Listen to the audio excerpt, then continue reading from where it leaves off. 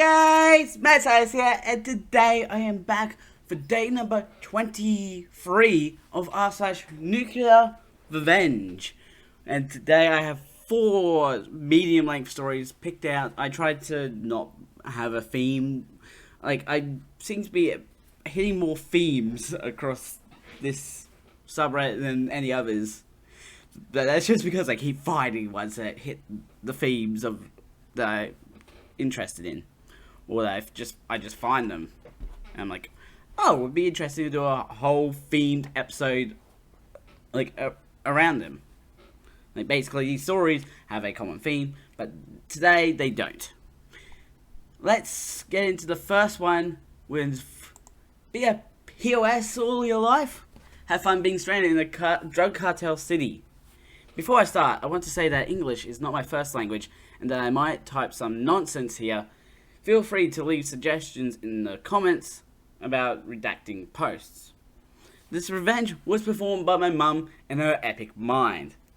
It all started when I was born. Life was happy, good and easy. My brother was a good and hard-working person, college dropout, but always very smart. Or that's what we thought. My brother went out every night with his friends. Nothing alarming, but very weird. Time passed as I turned 10 years old. At this point, my brother had a girlfriend, a son, and had already moved out. It was fun until my brother moved back with me and my parents. Sure, it truly hit the fan there. The first day we noticed an instant change in both his personality and appearance. You see, he didn't move back in alone. He came with his son and girlfriend. We asked why he came back, and he simply said they had a problem, and this was temporary. For his girlfriend, to which I'll refer as D, and son, this was true, but he stayed for the rest of this story in our house.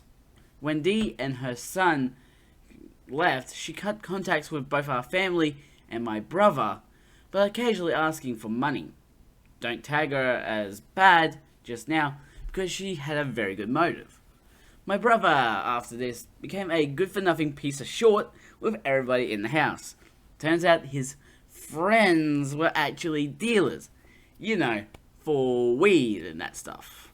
Later we asked why did they truly leave the house, left the other house, and he just said, I had a fight with my brother and dad. It was vague, but it was true.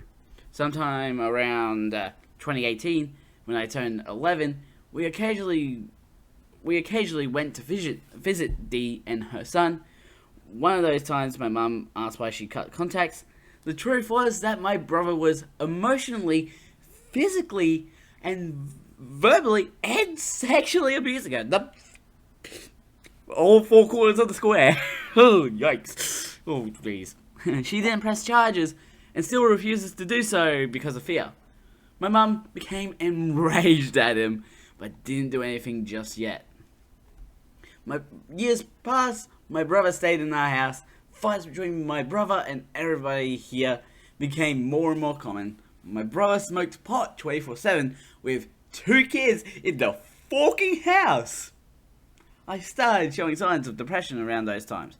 I was 11 years old. Imagine how shorty this was for me to consider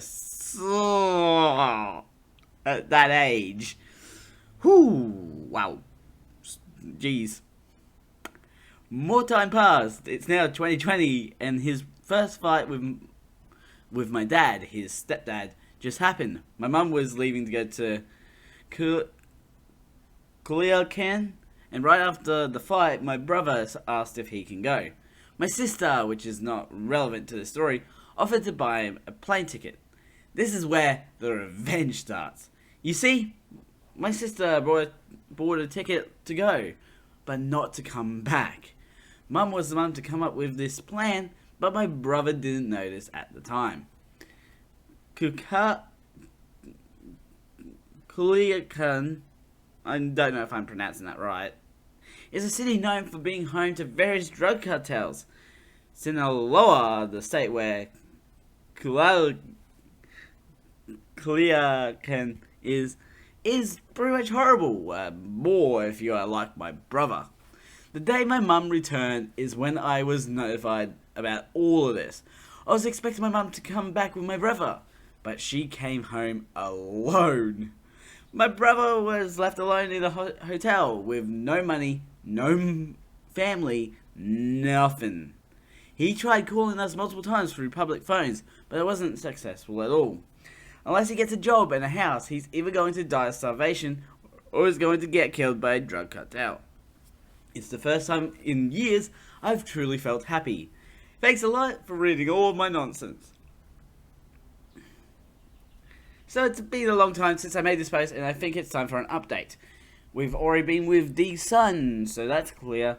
He cut contact with us, so we don't have any way of knowing anything about him. Tomorrow we are going to Culiacan to visit him. Wish us luck. I'm pretty sure I butchered that town name and that state name, but wow, just it's basically the most expensive drop off you can ever do. It's like, hey, I got a ticket for you. It's one way. Enjoy your life. She's like, you want to survive? You gotta shape up, buddy. Okay, let's move on to the next one. I'm the Padawan. My dad is the master. Back in 1991, my dad bought my mum a brand new Chevy Caprice. You know, the big, ugly, fat as a whale cop car. It was white with fake mesh wheels and white wall tires. My mother loved it. She had it 2 weeks and kept it parked in front of our house in Southern California. The guy across the street was a contractor. And back in 1991, they basically meant shady douchebag that hired illegals that stood outside Home Depot. Shady douche started remodeling a house up the street from us on our side of the road. They were doing some stucco work. At the end of the day, his workers decided to just dump the leftover stucco in the gutter and try to hose it down the street. It got all over my mum's tyres. She didn't notice, drove off, and it went all over the passenger side of her car. My dad wasn't happy. Not one bit. He went across the street to talk to the contractor neighbour. My dad is a 6'3" Air Force Vietnam Purple Heart recipient. He has fired a weapon in anger. Neighbour was a 5'4" arsehole with an attitude. Dad goes over and explains this situation, actually keeping his calm. He asks the guy to have the stucco removed from the car. The neighbour tells my dad to go fork himself. The classic line. I'm expecting my dad at this point to kill said neighbour. Instead, he says, okay, and walks back across the street. He has my mum's car detailed, and that's that. 7 years later. 7 years, man. He's old in this one. My dad and I are watching a Laker game, and it's about 10 at night, and it's half time. My dad says, I'll be right back. He walks out of the house, goes to the garage, gets 2 1-gallon buckets of paint. He walks across the street and dumps it all over the neighbour's brand new BMW. The neighbour had left the top down because it was in May and the weather was nice in Southern California. So the entire outside and inside of the BMW is now covered in paint. My dad walks back, puts the paint cans back in the garage, closes the door, and comes back to watch the rest of the game. The next morning, the neighbour comes out and sees his car. We hear him saying out loud to his wife, I don't understand who would have done this. I don't get this at all. He had forgotten all about the stucco. My dad just waited and waited. Fast forward to now, 7 years ago, an arsehole down my road hit my dog and killed him. Then drove off. I found his hubcap in the road next to my dog and confronted him. Oh, I thought it was a deer. Yeah, a dog and a deer. I am waiting for a really nice day. The paint is ready in my basement. Oh, oh, you're gonna pull what your dad did?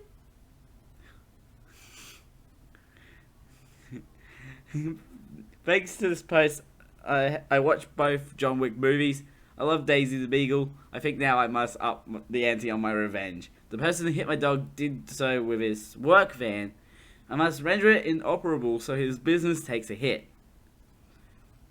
No, what you need to do is if they get a pet, don't kill the pet. Just like steal the pet for like a day or two, and make the person think that their pets just run for the hills, and then just be like, and then you just rock up with the pet, and you just like, I found your pet. It's like he did something, like the dad did something back related to what happened to the mum.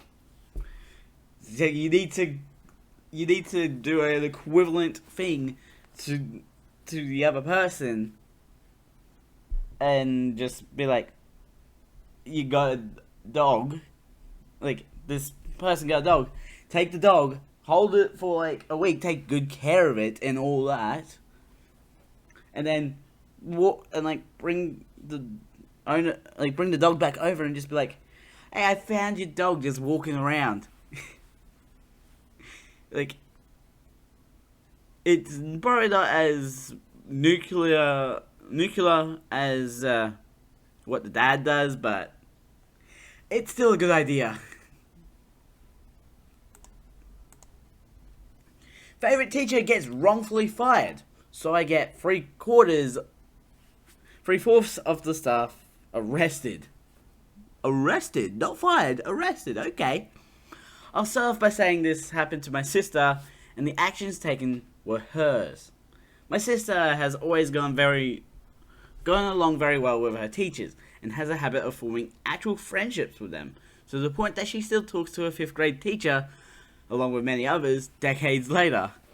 This happened about 15 years ago. My sister was a student at Job Corps, a government-run live-on-campus vocational training program, studying hotel or motel management. She got on extremely well with her hotel and motel management teacher, better than pretty much every teacher she had already had up to that point. One day, the teacher goes to the center's dean's office and walks in on a paper shredding session. It turned out that there was some pretty major embezzling happening at the center, as in more than 60% of the funds for the center were being stolen. The teacher was appalled, and despite some rather lucrative offers made, refused to join in on these acts. Less than a week later, the teacher was fired and trumped up reasons.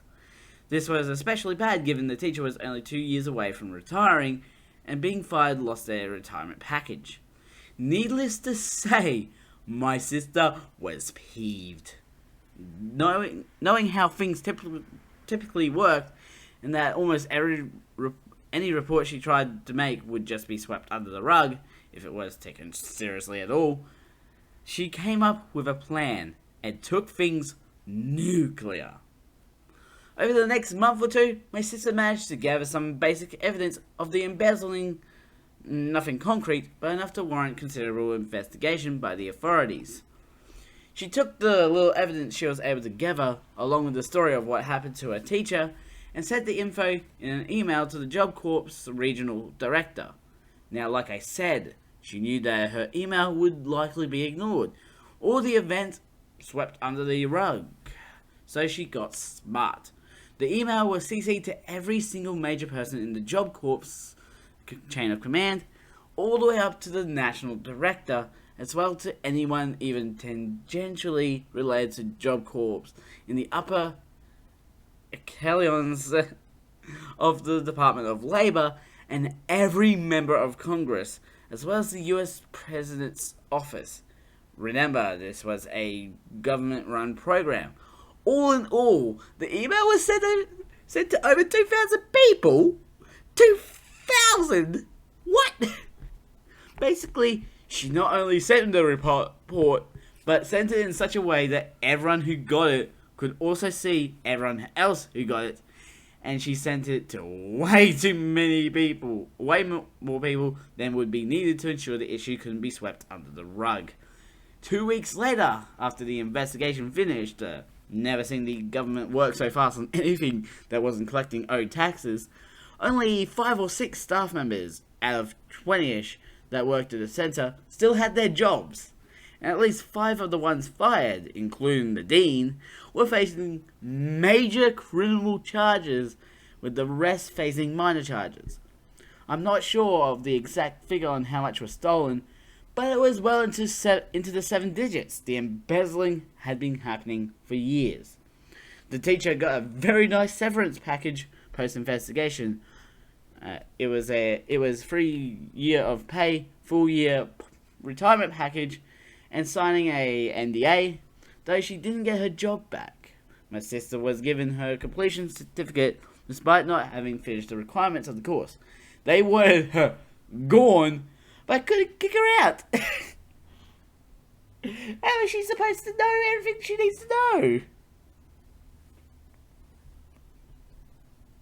I love how she helps the school, like the Job Corps, like deal with their whole like embezzling problem, and they're just like, we need to get rid of her.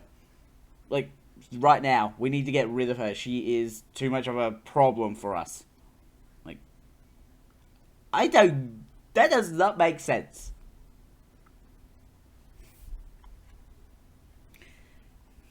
Okay, last story.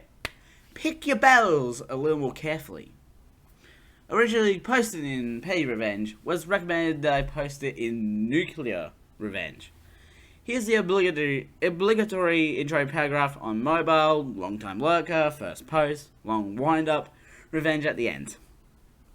So basically, I moved into a 2-bedroom apartment 2 months ago with Sarah and Jessica, names changed.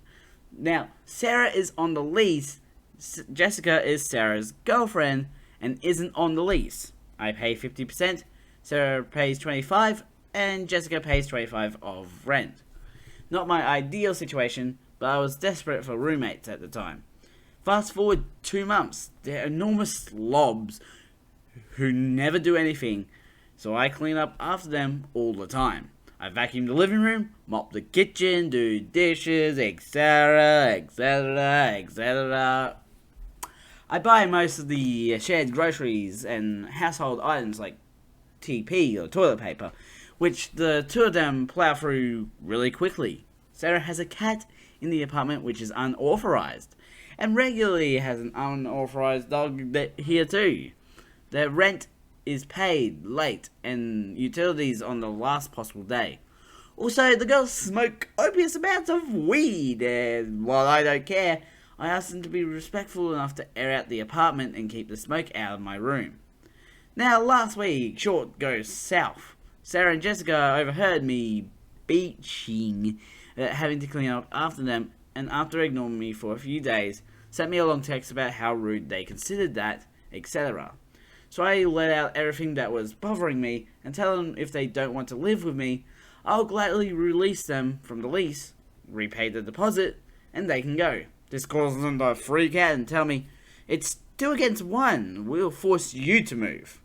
Oh, hell no! I blocked them on all forms of social media and means of communication. The next day, I went down to the apartment managers and reported the 2 unauthorized pets and the unauthorized occupant. Written notices were given. Sarah and Jessica threw them straight in the trash. I returned from a 4-day stay at my dad's place and go straight to report the unauthorized occupant, Jessica, who has already once been asked to leave, and both unauthorized pets, which were supposed to be gone by now. Well, at this point, Sarah and Jessica are getting peeved off. Jessica screams obscenities at me anytime I enter or leave my bedroom. Twice she spent a half-hour period pounding on my door and the walls of my room. She taunts me through the door, trying to get me to open up. All of this is being quietly recorded on my phone, while I still haven't said a word. So yesterday, I went back down to the office to finish securing my new apartment and to report more violations. When I came home, the chain lock was locked, so I had no way to get in. This is what I had been waiting for. Jessica taunts me again on video and then slaps my hat off my head, hitting me square in the forehead with the back of her hand. Bingo. The revenge. I call the cops, rat Sarah and Jessica out for being druggies, get all their paraphernalia confiscated, and get a police report for battery. Come Monday, I'll be on my way to the prosecutor's office to press charges. The apartment managers will also be getting a copy of this report. Also, tomorrow is the last day to pay rent before it's late. Sarah and Jessica disappeared early this morning. If they don't pay rent, I'm gonna get them on the abandonment clause, finally get them evicted, and have the locks changed. All before I move out tomorrow. It's 2 against 1? Think again. You got 2 druggies versus 1 smart person. I feel like it should be obvious who wins. And it's not the 2 druggies. Anyways, I'm going to be ending this episode here. Links will be in the description to my main channel and also the second channel, along with links to the playlist and the last episode. Go check them out. Don't forget to subscribe and hit the notification bell so you know when the next video comes out. A ding, a ding. I'm the Mad Scientist out.